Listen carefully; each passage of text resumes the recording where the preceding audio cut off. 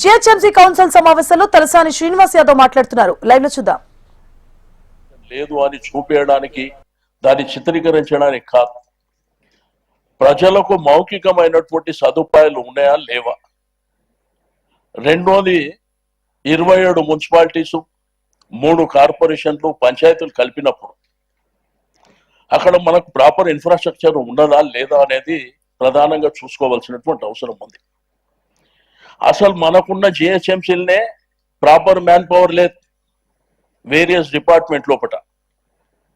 రెండోది ఏంటంటే, రేపు ఇది ఇంప్లిమెంట్ అయిన తర్వాత వాళ్ళకున్న ట్యాక్సులు ఇప్పటి వరకు వేరే ఉన్నాయి, మనకున్నవి వేరే ఉన్నాయి.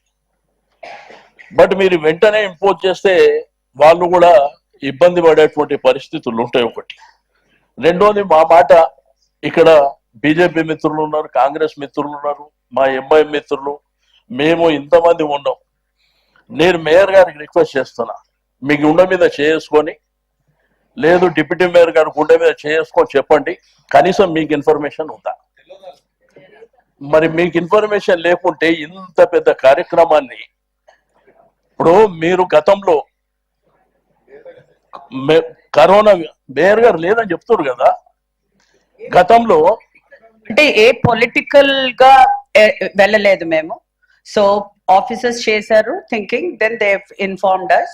చేశాక యునో అది గెజెట్ లోపల వచ్చింది అంతే. నేనేమంటున్నా అంటే, మేయర్ అనేది పొలిటికల్ కాదు మేడం, మేయర్ అనేది పొలిటికల్ కాదు. ఎస్, మీరు ఇక్కడ ఉన్న అంటే ఈ రోజు సభలో నేను కూడా ఒక కార్పొరేటర్ గా నేను అనుకున్నాను కాబట్టి, అంటే even I should have been known అని నేను అనుకున్నాను. నా రిక్వెస్ట్ ఏంటంటే, మీరు ఈ 149 మంది మీతో కలిపి 150 మందికి మేయర్, ఇన్క్లూడింగ్ మా ఎక్స్ ఆఫీషియల్ మెంబర్స్ కూడా మీరే మేయర్. మీరు గతంలో మీరు చూసారు, మీ ఆధ్వర్యంలో కరోనా వైరస్ వచ్చినా కానీ, లేకపోతే సిటీల వరదలు వచ్చినా కానీ, మనం ఏదైనా డిసిషన్ తీసుకుంటే అందరం కలిసి కూర్చొని తీసుకున్నాం తప్ప ఇండివిజువల్ గా ఎక్కడ తీసుకోలేం మేడం.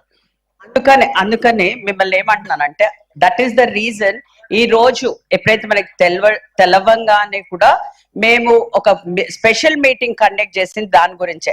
అందరం టుగెదర్ ఒక డెసిషన్ తీసుకోవాలి.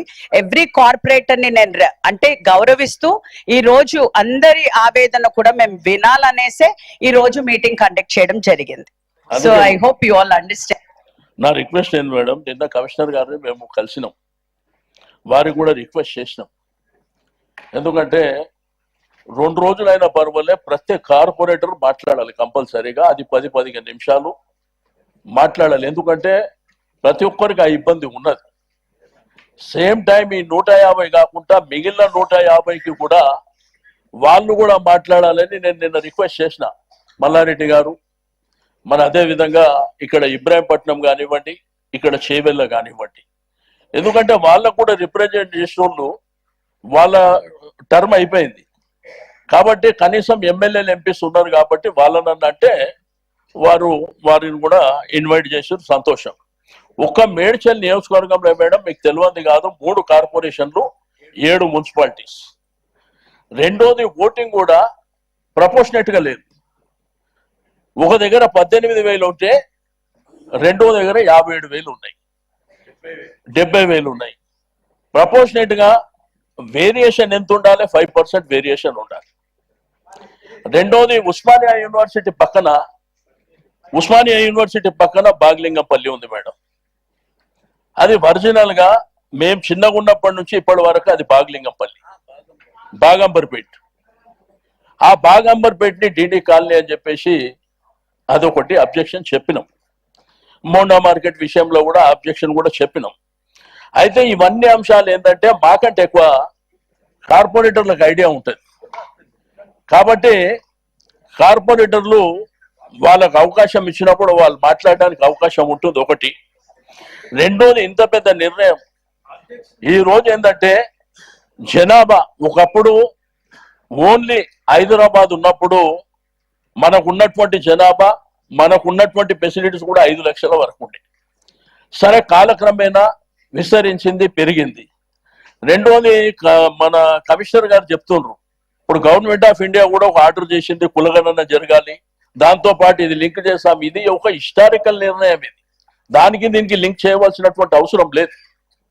ఎందుకంటే బౌండరీస్ కూడా చాలా మారిపోయినాయి.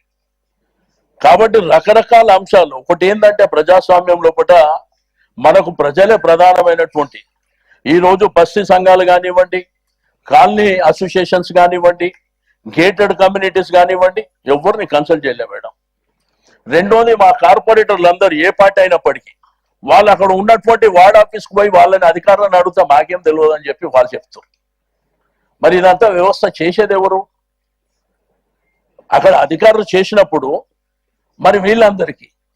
రెండోది మీరు లాస్ట్ టైం మొన్న మాట్లాడినప్పుడు మీరు రాత్రి వరకు ఉండండి, కార్యక్రమాలు జరిగే వరకు ఉండండి, నేను గుడ్ న్యూస్ చెప్తున్నా అని చెప్పారు. మీరు లాస్ట్ గుడ్ న్యూస్ చెప్పారు వాళ్ళకు 2 కోట్ల రూపాయలు. వాళ్ళకున్న టర్మ్ ఎంత మేడం? 2 నెలలు టర్మ్ ఉంది. ఇప్పుడు వాళ్ళు రిప్రజెంటేషన్ తీసుకొని ఎక్కడెక్కడ వర్కులు, వర్షాలు పడ్డాయి, రకరకాల ఇబ్బందులు ఉన్నాయి. వాళ్ళు ఇప్పుడు పోయి అడిగితే ఇన్ఛార్జ్ మినిస్టర్ సంతకం పెట్టాలన్నట్ట. ఓకే, పెట్టిపోయండి. కానీ మరి వాళ్ళు ఎప్పుడు వాళ్ళకు లాస్ట్ అవకాశమే కదా.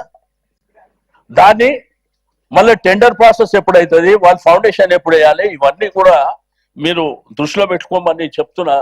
కాబట్టి నేను మీకు దయచేసి గవర్నమెంట్ ఎప్పుడైనా ఒక మంచి నిర్ణయం తీసుకుంటే మేము వెంటనే అపోజ్ చేయం అధ్యక్ష. మేము వెంటనే అపోజ్ చేయవలసిన అవసరం కూడా మాకు లేదు. కానీ ఇక్కడ ఉన్నటువంటి ప్రజలని కాన్ఫిడెన్స్ లోకి తీసుకునిరా. ఒక్కొక్కరు 40, 50, 70,000 మెజార్టీతో గెలిచి 70,000 ఓట్లున్న ప్రాంతంలో గెలిచినటువంటి వ్యక్తులు వీళ్ళే కదా, ఇక్కడ ఉన్న వాళ్ళే కదా. మరి ఏ కార్పొరేటర్ అన్నా కన్సల్ట్ చేసిండ్రా? అది దయచేసి. కాబట్టి నేనేమంటున్నా అంటే ఇది అరీబరి చేయకండి. మీరు కావాలంటే ఒక నెల టైం ఇవ్వండి. నెల టైం ఇచ్చి అధికారులను కూడా ప్రజాప్రతినిధులతో పాటు అక్కడ ఉన్న బస్తీ సంఘాలు, గేటెడ్ కమ్యూనిటీ, కాలనీస్తోని ఫిజికల్ గా వాళ్ళు సర్వే చేయమని చెప్పండి. అట్లయితే ఎవరికి ఇబ్బంది లేకుండా ఉంటది. కాబట్టి రెండోది అందరు, నేను కమిషనర్ గారికి రిక్వెస్ట్ చేస్తున్నా, ఇవాళ రేపటికి కూడా మీరు పర్మిట్ చేయాలి మేడం. ఎందుకంటే అందరు మాట్లాడాలంటే అందరు మాట్లాడి ఇంట్రెస్ట్ ఉన్న వాళ్ళు ఆల్మోస్ట్ అందరు ఉన్నారు.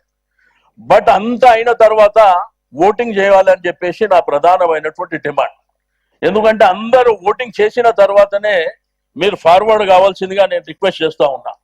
ఎందుకంటే ఇంతమంది అభిప్రాయాన్ని పక్కన పెట్టి మా ఇష్టానుసారం చేసుకుంటామంటే కూడా ప్రజాస్వామ్యంలో కరెక్ట్ కాదు అనేది నా అభిప్రాయం అని చెప్పి తెలియజేస్తూ నాకు ఇచ్చిన అవకాశానికి ధన్యవాదాలు.